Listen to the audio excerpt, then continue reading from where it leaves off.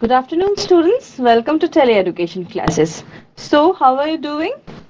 All right. So, let's get started with our class today.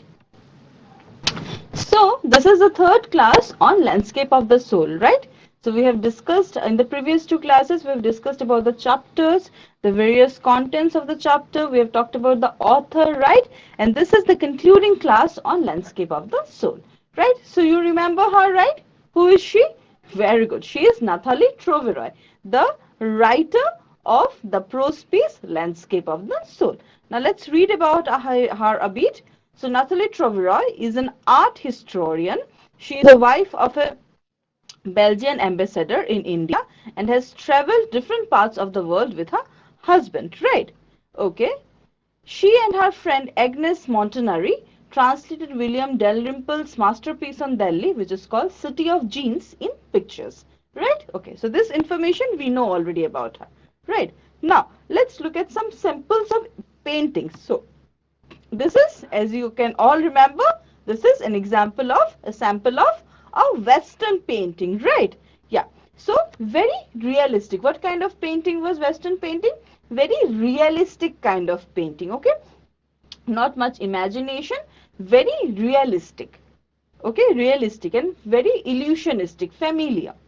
And what kind of painting was Chinese painting? Chinese painting, as you can see, reflects the nature, okay, the spirituality, the imaginativeness, not realistic, okay. It has some imaginative vibes, some spiritual vibes in it. Like, for example, you can see in this picture there is a pagoda, a girl sitting and possibly meditating, flowers, okay, natural scenes. So this is a quintessential example of a Chinese painting, right? Okay. Now, let's recall whatever we studied in our previous classes. Now, who is this? Right, this is Wu Daozi, 8th century Chinese painter, right? So, this is Wu Daozi. Okay. Now, let's focus on the chapter, the what were we talking about Chinese painting. So, Wu Daozi was a famous Chinese painter. We know this. He was commissioned to paint a landscape by the emperor. So, Emperor Zhuangzong asked Wu Daozi to paint a landscape with which he would decorate one of the walls in his palace, right? Yeah. Now what happens? The paint, so you remember, so the Wu Daozi, the painter, did the painting, okay? After that, he called the emperor to see the painting. He told the emperor, look, sir, there are trees, mountains, birds, and all these things. So while the emperor was looking at all these things with his appreciating eyes, suddenly the painter said, sir, look, there is a mountain, and at the foot of the mountain there is a cave. Okay, so having said this, what did the painter do? Do you remember? Right, the painter clapped his hands, okay, and he entered the cave within the mountain. Right, you remember this? At just the moment the painter entered the cave in his painting, which was the cave within at the foot of the mountain in his painting, the moment the painter entered it, okay, the painting vanished with the painter. Okay, the painter entered the cave within his painting and vanished. Never again Wu Daozi was seen in this world, right? Okay. Now, so a Chinese landscape is different from a European landscape. Okay, so we got to know from our previous two classes that a Chinese landscape is very different from a European landscape, right? Okay, a Chinese painter paints not a real but a spiritual landscape. So Chinese painting, as I already told you, it is spiritual in nature. Okay, you will have some imaginative vibes in it. There will be nature, okay, birds, trees. There will be an essence of it. Okay, a spiritual essence will be there in a Chinese landscape, which you will not find in a European landscape. Okay, you see, this is a spiritual landscape, a Chinese spiritual landscape. Okay, very reflecting the very part of your own spirituality, right? Okay. But a European landscape is real and is based on delicate realism. Okay, so European landscape is a real one and it is based on delicate realism. I told you it's realistic, very much realistic in nature. Now you remember who this particular person was? Right. So he was Quentin Matsys, right? 15th century Western painter, Quentin Matsys. So do you remember the story of Quentin? Could you remember the story of Quentin? Right. So what happened to Quentin? Quentin wanted to be an apprentice to a very famous painter. Now he fell in love with the daughter of that painter, right? So he fell in love with the daughter of that painter. So now he wanted to impress his would-be father-in-law into getting an apprenticeship and also in order to marry his daughter. So what he did? So he slowly and quietly, without being noticed, entered that painter's studio and in his canvas drew a fly. Right. After drawing a fly, what happened? You see, they drew a fly. And after drawing the fly, okay, he left. So the fly was the painting, the drawing of the fly was so realistic in nature that the painter thought it to be a real fly and tried to sweat it away. Okay, sweat it. The moment he tried to sweat it, then only he realized, oh, it's not a painted, it's not a real fly, rather it's a painted fly. Okay, so such kind of realistic paintings we see in case of Western paintings. You see, Metzi's story represents the essence of Western painting, okay? Very realistic in nature. As I told you the story, here it is. He painted a fly to impress his would-be father-in-law, who thought it to be a real fly and tried to sweat it away. Right?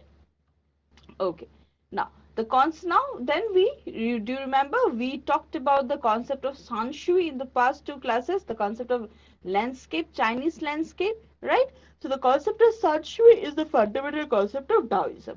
Here, the yang, which is the mountain, and the yin, which is the water, meets. Okay, this interaction takes place in the middle world. So where the mountain and the water meet, that particular place is called the middle word, right? Okay, very good. Now, man finds a fundamental role as he is the eye of the landscape. Okay, he is the eye, the one who is the connection between the heaven and earth.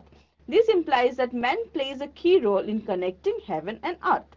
Okay, he is the medium of communication between both the worlds, as the human body is incomplete without the eye. Similarly, the entire creation is incomplete without man. Hence, he is the eye of the landscape. Right? Did you understand? So, why man is the eye of the landscape? Because he is a medium of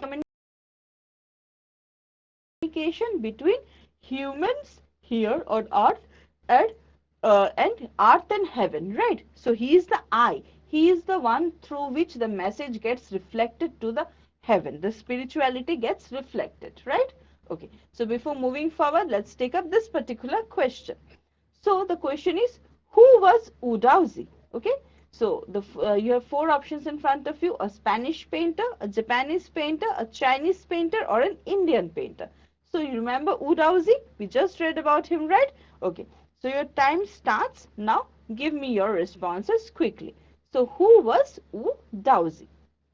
Who was this particular person called Wu Daozi? Okay, go ahead. Go ahead and give me your responses. So who was Wu Daozi? Whether it was a Spanish painter, a Japanese painter, a Chinese painter, or an Indian painter. Who was he? Okay. Go ahead. All right. Okay. Very good. So who was Wu Daozi? Right. So Wu Daozi was a Chinese painter. Right. 8th century Chinese painter. Option C. All right. Okay. Now let's move forward. Now, so once we have revised Chinese painting and European painting, do you remember what we studied in the last class? Yes, we studied about outsider art, right? So the concept of outsider art. So who is this? He is French painter Jean Dubuffet. You remember him? Yeah, he conceptualized the concept of art brut in the 1940s. Now let's see. The concept of outsider art was presented by a French painter named Jean Dubuffet in the 1940s.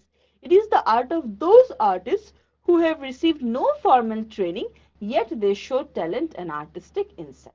So, do you remember? So, it is the art of those artists who have received no formal training, yet they show talent and artistic insight. So, this is the concept of art brut or raw art. Now, look at this picture carefully. What do you think about this painting? What do you think about this? Any idea who can draw this? What kind of painting is this? Any idea about it? what kind of painting is this? Look at this carefully. Okay.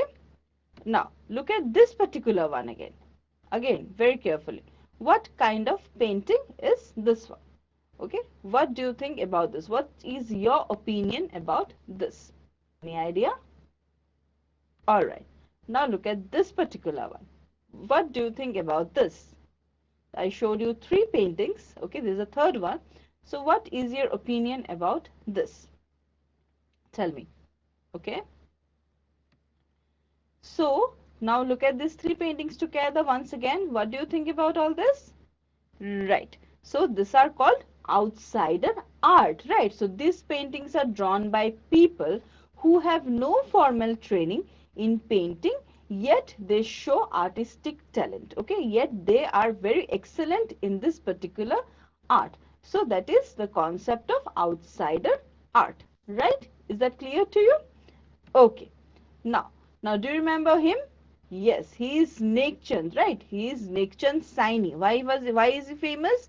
Yes, very good. He is famous for creating the rock garden, right? Okay. So in India, Nekchand, the creator of the famous rock garden in Chandigarh, was an untutored genius. He used recycled material to create the rock garden. So he was called an untutored genius. Okay, untutored, not tutored. Means not taught. Okay, not taught, not given training in. He was untutored. Okay, untaught. It was in him inherently. It was there in him. That's why he could create this rock garden. Okay, this beautiful rock garden. Okay, now let's take up this particular question. Who originated the concept of art brut? Okay, we just read about art brut, right? So who originated the concept of art brut? Clear? So there are three or four options again in front of you. A. Quentin Metzys, B. Nekchand Saini, C. Jean Dubuffet, or D. Udauzi. So who is the person or who originated the concept of art brut, right? Okay, so your time starts now. Give me your responses. Go ahead, think about it, and then give me your responses. So who originated or who conceptualized the concept of art brut, right? Okay, go ahead with your responses. All right. Okay, so who is the person out of this four who originated the concept of art brut? Look at these names. All the names are familiar to you, right? So out of all these familiar names, who is the person who originated the concept, right? Okay, very good. So the correct response is, of course, option C, Jean Dubuffet, right? So Jean Dubuffet in the 1940s originated the concept of art brut. Clear? Okay. Now let's move forward. So you remember these paintings that we had seen, these pictures that we have seen.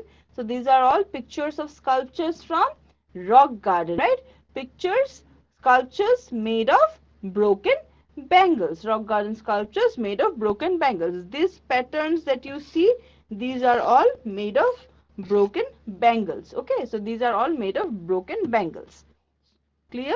So you imagine his craft. He created such big sculptures only by using bangles. Unimaginable, right? Okay. Now again the same thing. All these made of broken bangles, right? You can see the wall at the back. This seems like these are made of broken tiles. Okay. All waste materials. Waste materials were used to make these huge sculptures. Okay, so this is the creativity of an outsider artist. Clear? Okay. The notion of art brut or raw art was of works that were in their raw state as regards cultural and artistic influences. Anything and everything from a tin to a sink to a broken down car could be material for a work of art, something Nekchand has taken to dizzying heights. So for the outsider artist, so anything was a material for art. It can be a broken down tin, broken down car, okay, maybe unused pens, okay, plastic bottles, plastic packets, anything and everything. If you are creative, you will be able to use it in a very creative manner. Okay, so this is the concept of outsider art, right? Okay, now Nekchand received international fame and recognition for his creations. However, the biggest honor for him is walking through his rock garden and enjoying his creation. So now, so he, after building it, now when he sees that people go to his garden, okay, enjoy their stay, their time in the garden, okay, praise his works. So he feels that more than any other ever that he had received ever in his life, this is more rewarding to him. Okay, this is more of a reward to him, that yes, he could see that his people are enjoying his creation. Okay, the people are enjoying his creation, spending time with it. So this is more of a satisfaction to him, right? Okay, now let's take up this particular question. Okay, now so we'll move forward and we will start discussing the questions and answers a bit. Okay, chalo. Now, so the first question that we have in front of us is, contrast the Chinese view of art with the European view with examples. So this is the first topic that the chapter started with, right? In the first class, 2 classes back, right? So the Chinese view of art and the European view of art, need to contrast it. Now let's see. So Chinese view of art is radically different from the European concept that we have already know. Chinese view is about what? Is about the essence, spirituality, and European view is about the likeness, similarity. Okay, it's just exact replica. It's a classical Chinese landscape is not meant to reproduce an actual view, as I was talking. Actual view. The European painter wants you to borrow his eyes and look at a particular landscape exactly as I saw it. So European painters tell you that this is the point of view, this is the only point of view through which you should visualize my painting, which is different in case of a Chinese artist. The Chinese artist just paints and leaves it to you. So you need to look at it and find out different perspectives, or through which perspective you wish to look at the painting. Okay. So whereas a Chinese painter does not choose a single viewpoint, his landscape is not a real one. Chinese view of art requires the active participation of the viewer, physically as well as mentally. Active participation of the viewer, the one who is looking at the painting, that particular person also needs to participate actively to find out what is the meaning, okay, what is the perspective that the artist had tried to portray through his painting, right? Okay. Chinese painters don't want you to borrow their eyes, but want you to enter their minds. Clear? Very important line. A Chinese landscape is an inner one, a spiritual and conceptual space. European art, on the other hand, is based on delicate realism. Okay, so European art is based on realism. Chinese art or Asian art is based on, yes, is based on essence and spiritual, right? Okay, so what is this? This is a picture of a landscape, right? So now the next thing that we have in front of us is explain the concept of sanshui. Okay, explain the concept of sanshui. Sanshui, remember what is sanshui? Sanshui means landscape, right? Okay, now let's look at the statement in front of us. The concept of sanshui is an inner and spiritual one. Okay, an inner landscape, spiritual landscape. Literally, it means mountain, water. Mountain and water are not opposite to each other, but two complementary poles. Okay, both of these two elements complement each other. Mountain and water, they go together. Okay. The mountain is yang, which is warm and reaches vertically towards the heaven. Okay. The water is yin, which is horizontal and rests on the earth. The water flows on the earth, right? And the mountain reaches towards the heaven. Its height keeps on increasing day by day. Okay. It is fluid, moist, and cool. Yang is the masculine part, while yin is the female aspect. Okay. So the mountain is the masculine, strong, and the water is the feminine part. Okay, very cool, moist, calm. Okay, the interaction of the yang, active yang, and the receptive yin completes the landscape. So where the mountain and the water meets, there's when these two meet, then we can say that a landscape is complete, in its own way. And where does this interaction take place of the yang and the yin? Yes, this is called, the place is called the middle void, right? Okay, now let's take up this particular question.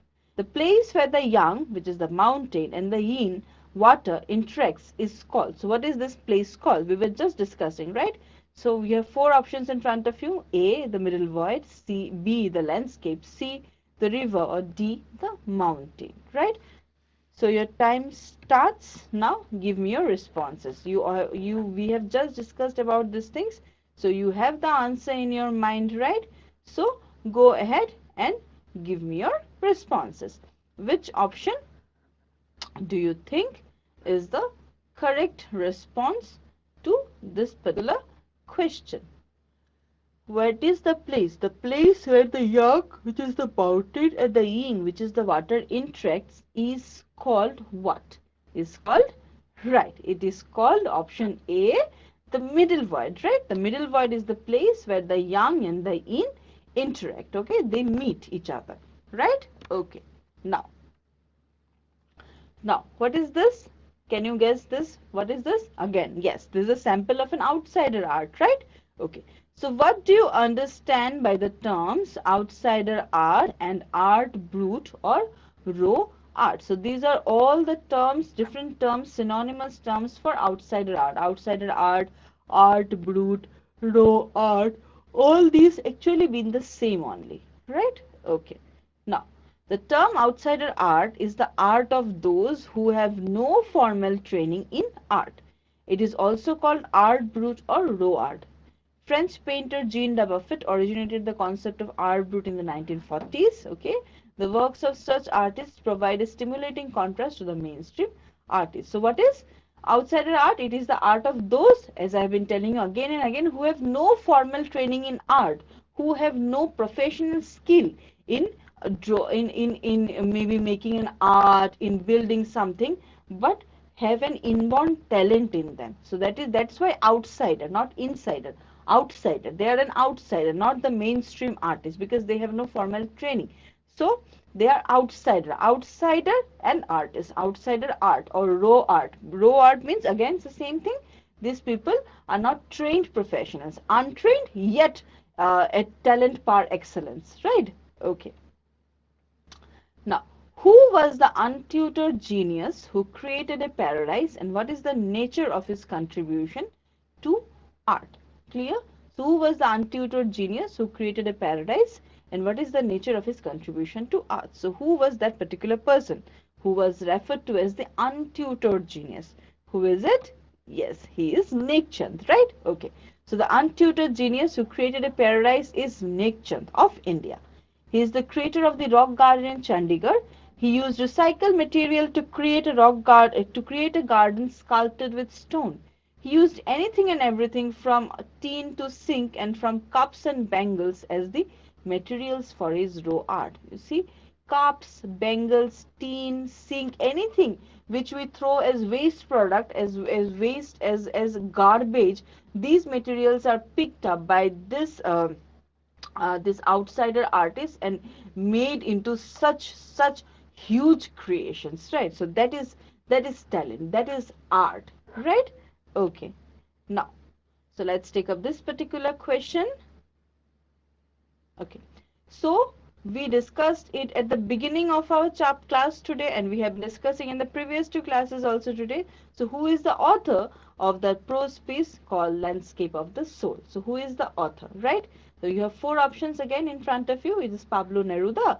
Is it Kamala Das? Is it Nathalie Troveroy? Or is it Joseph Dunn? Right? So your time starts. You know this answer. I'm pretty sure you know, all of you know this.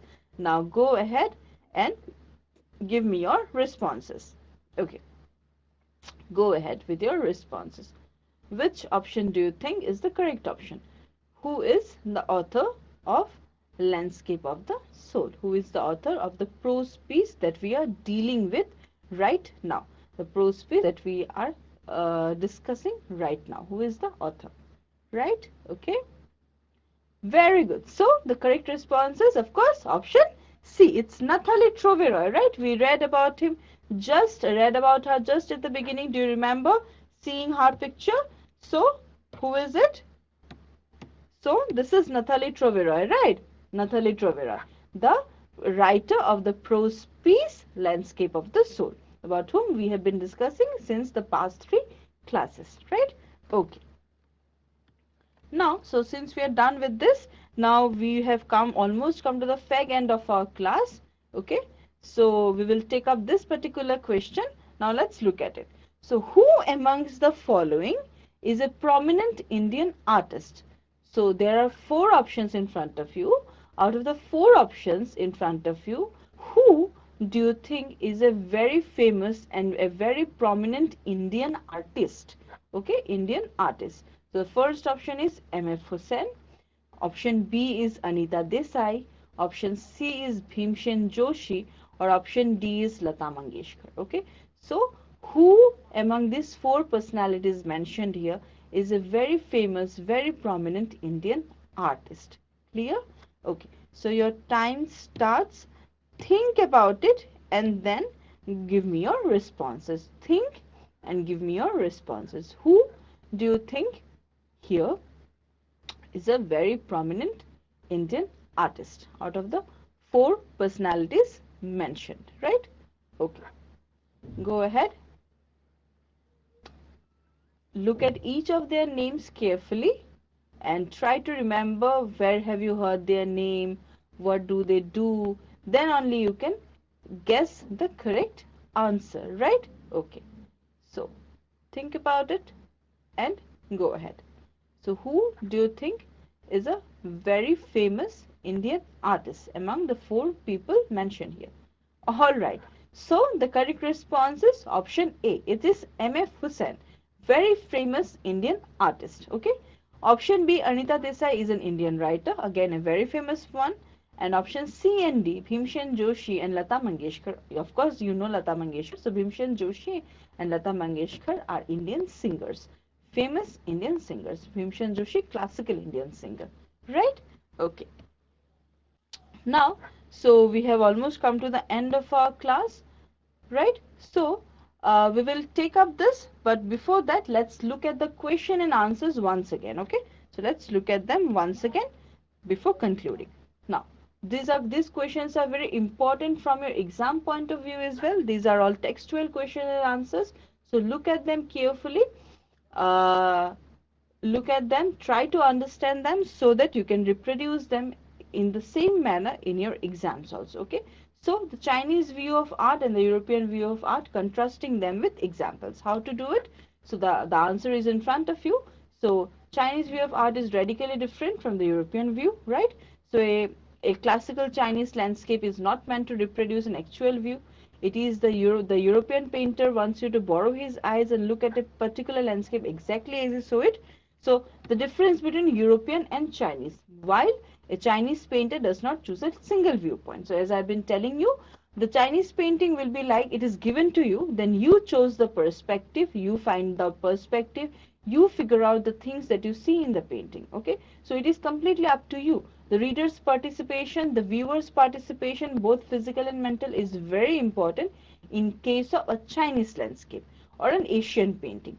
Whereas in case of European painting, it is not required, because in European painting it's like a platter. A platter will be given to you ready. You just look at it. Okay, something like this. You don't have to put on your own efforts like that. So a European painting is something which reproduces it. Okay, a replica of it. Okay, very illusionistic, familiar, likeness, realistic. Okay, no point of finding in spirituality. So remember the picture of the birds that we have seen. Okay, you remember? Do you remember the picture of the birds that we have seen? You see, I will show you the picture of the birds that we saw. Look at this. So this is an example of European painting, right? This particular one. This is an example of European painting or Western painting. See, very realistic in nature. No chance for any, no chance for, using your spirituality. Very realistic. There are some grasses here and some birds are sitting here. Realistic in nature. But look at the Chinese painting. When you look at the Chinese painting, you will understand that there is a spirituality, a natural thing in it. You can see mountains, there is a pagoda here, a girl sitting and meditating, okay, birds, flowers. So a very, very natural, very naturalistic painting. Okay, so this is the basic difference between a European and a Western painting.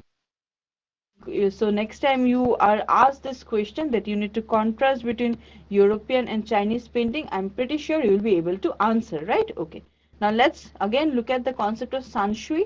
So what is the concept of sanshui? Sanshui literally means mountain water. So it has two parts, yang and yin. So yang means the mountain and yin means the water, right?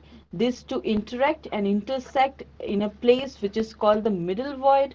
Okay, so the mountain yang is the masculine part and the river, the yin, is the feminine part, very soft, moist and cold, right?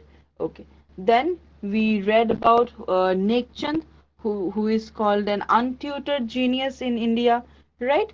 We read about the concept of art brut, we read about Nekchand. So remember the definition of art brut: people those who have not received any formal training in art, yet they show artistic talents. Then we read about Nekchand, who is called an untutored genius because he was never given any professional talent, professional training, yet he shows excellent artistic insights. Okay, so Nekchand, his full name is Nekchand Saini, right? Okay, so with this we have come to the end of our class today. We will conclude our class with this feedback question. Your time starts. Through this particular question, you can let me know about your feedback for the class today. Anything and everything that you feel about the class, you can let me know through your response to this feedback question, right? Okay, so please go ahead and give me your responses. Okay, all right. So with this, we call it a day here. We will conclude our class here today. So thank you so much. We will meet again very soon. Till then, keep reading, keep learning. Thank you.